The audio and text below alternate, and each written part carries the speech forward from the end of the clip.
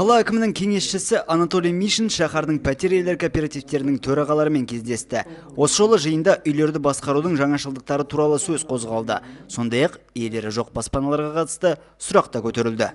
Некоторые жители говорят, КСК не было у нас. Кей қалалықтар үйімізде ПИК төрағасы жоқ деп айтуда. Енді жаңа заңнама бойынша мұндай көпқабатты баспаналарға тұрғын үй инспекциясы тендер өткізіп, төрағаларын қоя алады. Кездесуге 70-ке жуық пәтер иелері төрағасы қатысты. Көбісі жаңа заңмен танысып үлгерді. Олардың қатарында Лидия Афанасьева. Например, будет утверждена единая оплата в КСК. Заңнамада бірыңғай төлем қабылданады. Ол үшін арнайы есепшотын ашу керек. Одан түскен қаражат үйдің жөнделуіне жұмсалады. Заңның жүзеге асуымен көптеген тұрғындардың мәселелері шешіледі. ПИК-тен тұрғын үй иелері қоғамына ауысу үрдісі уақытында жарты жылдың ішінде барлық құжаттар өзгертіледі.